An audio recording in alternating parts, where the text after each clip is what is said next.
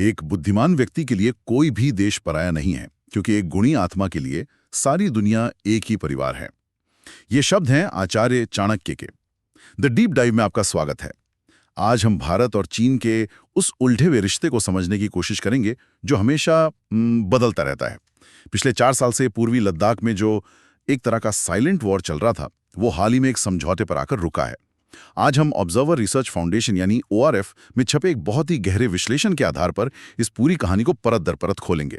और हाँ, जो UPSC मेंस की तैयारी कर रहे हैं, उनके लिए ये चर्चा एक बना बनाया फ्रेमवर्क हो सकती है।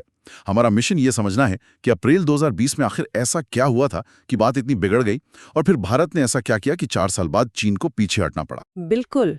और ये कहानी सिर्फ सीमा पर तैनात सैनिकों की नहीं है। ये एक मल्टी लेवल चेस गेम जैसा है, जिसमें आर्थिक मजबूरियां हैं, दुनिया भर के देशों के बदलते समीकरण हैं और दशकों पुराना अविश्वास है। हम यही देखेंगे कि भारत ने कैसे सैन्य ताकत, आर्थिक दबाव और कूटनीति, इन तीनों मोहरों का इस्तेमाल करके चीन को वापस बातचीत की मेज पर आने के लिए मजबूर किया। ठीक है, तो चलिए शुरू से शुरू करते हैं। अक्टूबर 2024 में देपसांग और डेमचोक पर जो समझौता हुआ, उसे इतनी बड़ी कामयाबी क्यों माना जा रहा है? आखिर ये 2 जगह इतनी खास क्यों हैं? ये इसलिए खास है क्योंकि ये आखिरी 2 पजल पीस थे। अप्रैल 2020 में चीन की सेना, जिसे PLA कहते हैं, उसने LAC पर 6 जगहों पर भारतीय सेना की पेट्रोलिंग रोक दी थी। ये उन 6 में से आखिरी 2 पॉइंट थे। अच्छा। सोचिए, अचानक एक दिन आपका पड़ोसी आपके घर के बाहर दीवार खड़ी कर दे और कहे कि अब आप इस तरफ नहीं आ सकते। चीन ने ठीक यही किया था और साथ में 50,000 सैनिक भी तैनात कर दिए थे। ये 1996 में हुए समझौते का साफ साफ उल्लंघन था, जिसमें कहा गया था कि कोई भी देश सीमा पर माहौल खराब नहीं करेगा। लेकिन ये सब इतना अचानक कैसे हुआ? मतलब, क्या इससे पहले सब ठीक था? नहीं, सब ठीक नहीं था। देखिए, इसकी जमीन काफी पहले से तैयार हो रही थी। 80 और 90 के दशक में भारत और चीन की अर्थव्यवस्था लगभग बराबर की थी।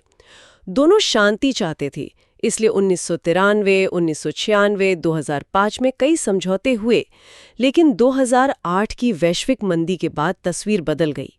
चीन रॉकेट की रफ्तार से आगे निकल गया और उसका आत्मविश्वास, या कहें कि अहंकार, सीमा पर दिखने लगा। उसका रवैया आक्रामक होता गया। ये बात मुझे समझ नहीं आई। 2014 में चीन के राष्ट्रपति शी जिनपिंग भारत आए हुए थे और उसी समय उनकी सेना चुमार में घुसपैठ कर रही थी। ये कैसा संदेश देने की कोशिश थी? हाँ, ये एक बहुत ही महत्वपूर्ण सवाल है। क्या वो जानबूझकर भारत को नीचा दिखा रहे थे, या चीन की सरकार और सेना में कोई तालमेल ही नहीं है? ज्यादातर एक्सपर्ट्स मानते हैं कि ये एक सोचा समझा कदम था। संदेश ये था कि हम आपसे दोस्ती की बात तो करेंगे, लेकिन अपनी शर्तों पर। ये चीन की 2 फेस्ड पॉलिसी का एक क्लासिक उदाहरण था। वो दिखाना चाहते थे कि सीमा विवाद पर उनका रुख कितना सख्त है, चाहे टॉप लेवल पर कोई भी बात क्यों न चल रही हो। 2013 में देपसांग और 2014 में चुमार की घटनाएं इसी बढ़ती आक्रामकता का सबूत थीं। तो जब अप्रैल 2020 में चीन ने ये बड़ा और एक तरफा कदम उठाया, तो भारत की पहली प्रतिक्रिया क्या थी? क्या हमने भी तुरंत अपनी सेना आगे बढ़ा दी? भारत का जवाब बहुत रेशने और नपातुला था। भारत ने भी अपनी तरफ बराबर संख्या में सैनिक तैनात कर दिए। इसे कहते हैं मिरर डिप्लॉयमेंट। Mirror deployment? जी। संदेश साफ था, हम लड़ाई शुरू नहीं करना चाहते, लेकिन हम 1 इंच भी पीछे नहीं हटेंगे। अपनी जमीन पर डटे रहेंगे, चाहे कुछ भी हो। इसके साथ ही डिप्लोमेटिक लेवल पर एक 3 तरफा घेराबंदी शुरू की गई। 3 तरफा घेराबंदी, ये सुनने में दिलचस्प लग रहा है। इसका क्या मतलब है? इसका मतलब है कि भारत ने 3 लेवल पर एक साथ बातचीत शुरू की। पहले लेवल पर सबसे ऊपर विदेश मंत्री S जयशंकर और राष्ट्रीय सुरक्षा सलाहकार अजीत डोभाल अपने चीनी समकक्षों से बात कर रहे थे। अच्छा। दूसरे लेवल पर जमीन पर चुशुल मोल्डो में दोनों देशों के मिलिट्री कमांडर मिल रहे थे। और तीसरा, एक तरह का बैक चैनल, WMCC नाम का एक मैकेनिज्म था, जहां ब्यूरोक्रेट्स लगातार संपर्क में थे। मकसद ये था कि कहीं से तो कोई रास्ता निकले। अच्छा, तो भारत ने चीन का वो ऑफर ठुकरा दिया कि सीमा विवाद को अलग रखते हैं और बाकी व्यापार वगैरह चलने देते हैं। हाँ, पूरी तरह से। ये तो बड़ा साहसी कदम था, क्योंकि चीन एक बहुत बड़ी आर्थिक ताकत है। क्या इस इनकार के पीछे कोई खास वजह थी? बिल्कुल, वजह साफ थी और उसे विदेश मंत्री जयशंकर ने कई बार दोहराया। उनका कहना था कि जब सीमा पर तनाव हो, जब हमारे सैनिकों की जान खतरे में हो, तो बाकी सब कुछ नॉर्मल कैसे हो सकता है। सही बात है। चाहता था कि सीमा की लड़ाई को ठंडे बस्ते में डाल दिया जाए, लेकिन भारत ने साफ कर दिया कि अब ऐसा नहीं चलेगा। और शायद इसी बीच 15 जून 2020 को गलवान घाटी की वो भयानक झड़प हुई। हाँ, और उस घटना ने सब कुछ बदल दिया। जब हमारे 20 सैनिक शहीद हुए तो ये बात साफ हो गई कि अब सिर्फ बातचीत से काम नहीं चलेगा। उस एक घटना ने पूरे देश को झकझोर कर रख दिया और भारत सरकार पर दबाव और बढ़ गया कि चीन को उसी की भाषा में जवाब दिया जाए। गलवान ने भारत के रुख को पत्थर की तरह मजबूत कर दिया। तो मतलब महीनों तक बातचीत चलती रही, लेकिन नतीजा सिफर था। एक तरफ चीन कह रहा था कि व्यापार चलने दो, और दूसरी तरफ हमारे 20 सैनिक शहीद हो चुके थे। इस पॉइंट पर तो लग रहा होगा कि अब सैन्य कार्रवाई के अलावा कोई रास्ता नहीं बचा है। माहौल कितना तनावपूर्ण रहा होगा। बहुत ज्यादा। ऐसा लग रहा था कि बातचीत एक डेड एंड पर पहुंच गई है। चीन अपनी जगहों से हटने को तैयार नहीं था और भारत किसी भी कीमत पर पीछे हटने वाला नहीं था।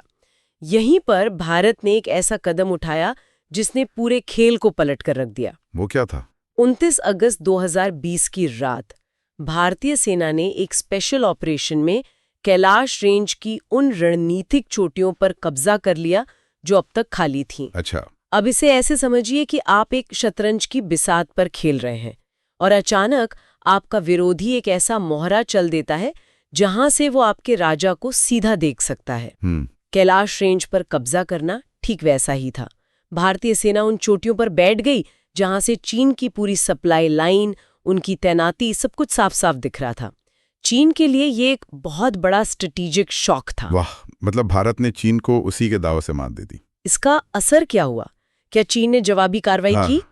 चीन हैरान रह गया। वो चाहता तो माहौल और बिगाड़ सकता था, लेकिन उसने ऐसा नहीं किया। क्यों?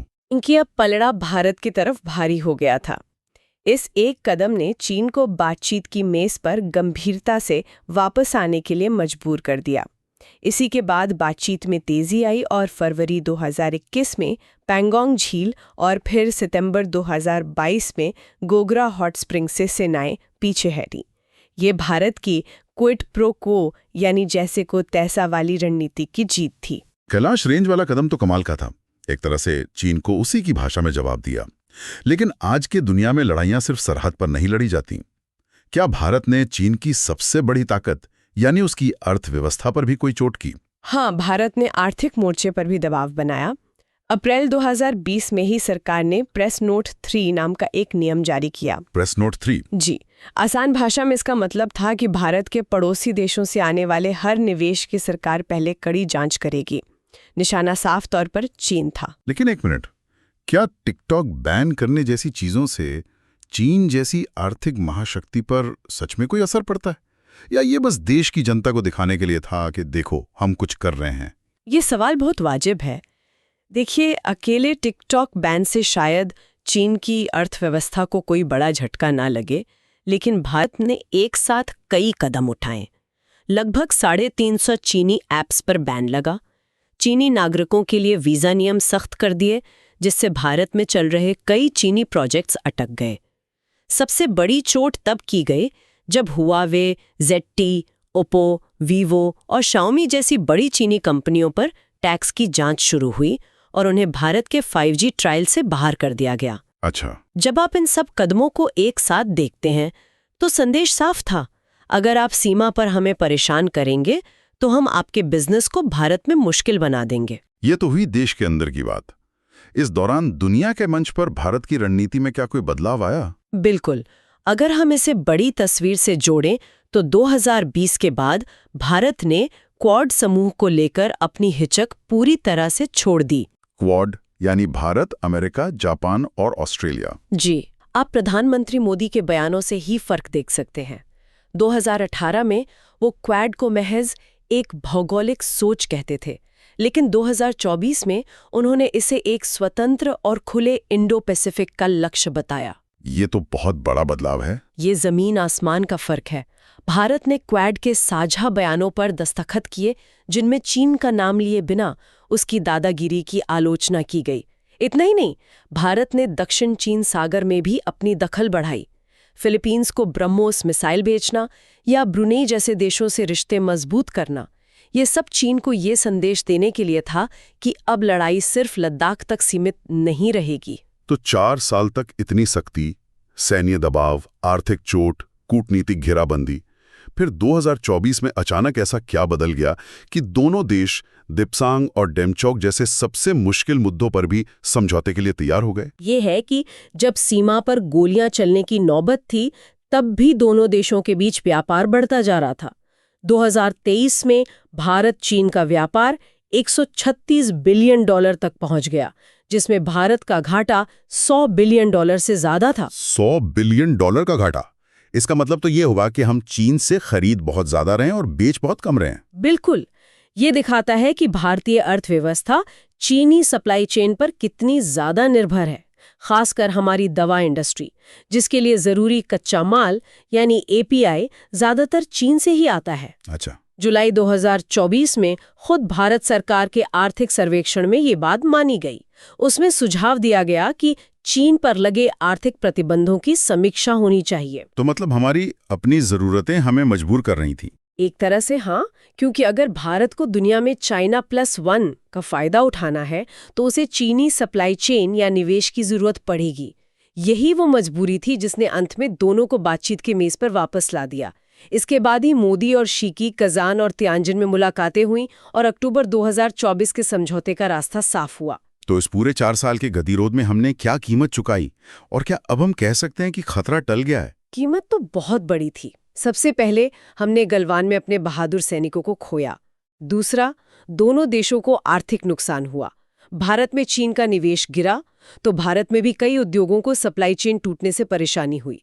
लेकिन शायद सबसे बड़ी कीमत विश्वास का टूटना थी। विश्वास? जी, वो भरोसा जो पिछले 30 सालों में धीरे धीरे बना था, वो एक झटके में टूट गया। उसे वापस बनाने में सालों लगेंगे। और जहां तक खतरे की बात है, तो नहीं, खतरा अभी टला नहीं है। हमारी 3488 किलोमीटर लंबी सीमा अभी भी पूरी तरह से तय नहीं है। अक्साई चिन पर चीन का कब्जा और अरुणाचल प्रदेश पर उसका दावा बना हुआ है।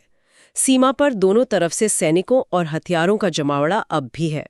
तो ये समझौता एक बहुत जरूरी पॉज बटन जैसा है, स्टॉप बटन नहीं। तो अगर यूपीएससी मेंस में ये सवाल आता है कि भारत के लिए आगे की राह क्या हो, तो 3 मुख्य बिंदु क्या होने चाहिए? ओआरएफ के विश्लेषण के हिसाब से भारत के लिए एक 3 सूत्रीय रणनीति सबसे सही रहेगी। पहला है सैन्य निवारण, यानी मिलिट्री डिटेरेंस। मतलब अपनी ताकत बढ़ाओ। बिल्कुल। सीमा पर अपनी सैन्य ताकत इतनी मजबूत रखो कि चीन 2020 जैसी हरकत करने से पहले 10 बार सोचे। इसमें मॉडर्न टेक्नोलॉजी, ड्रोन और बेहतर इंफ्रास्ट्रक्चर शामिल है। दूसरा है नए विश्वास बहाली के उपाय, यानी नए CBMs। पुराने समझौते काम नहीं कर रहे तो हमें बातचीत के नए और ज्यादा असरदार तरीके बनाने होंगे। और तीसरा, जो शायद सबसे जरूरी है, वो है तेज आर्थिक विकास दर, अर्थव्यवस्था। हाँ। जब तक भारत और चीन की अर्थव्यवस्था में इतना बड़ा फासला रहेगा, चीन हमेशा खुद को ज्यादा ताकतवर समझेगा। असली मुकाबला अर्थव्यवस्था के मैदान में ही जीता जाएगा। मतलब संक्षेप में, भारत ने सैन्य ताकत, आर्थिक दबाव और कूटनीति का एक कॉकटेल इस्तेमाल करके लद्दाख के मौजूदा संकट को तो संभाल लिया है। जी, ये एक सामरिक जीत कही जा सकती है, लेकिन असली रणनीतिक चुनौती यानी सीमा विवाद और गहरे अविश्वास की, वो अभी भी जस की तस है। बिल्कुल। और ये हमारे श्रोताओं के लिए एक सोचने वाला सवाल छोड़ जाता है। ये समझौता एक सामरिक जीत जरूर है, लेकिन क्या जब तक दोनों देशों के बीच ताकत और अर्थव्यवस्था का इतना बड़ा अंतर मौजूद है, तब तक कोई स्थायी रणनीतिक समाधान निकल सकता है? और इस कहानी के भविष्य को लिखने में अमेरिका जैसे तीसरे किरदार क्या भूमिका निभाएंगे? यूपीएससी की तैयारी और करंट अफेयर्स की ऐसी ही गहरी समझ के लिए हमारे चैनल को लाइक, सब्सक्राइब और कमेंट करना ना भूलें। आपके सवाल हमें और बेहतर कंटेंट बनाने में मदद करते हैं। सुनने के लिए धन्यवाद।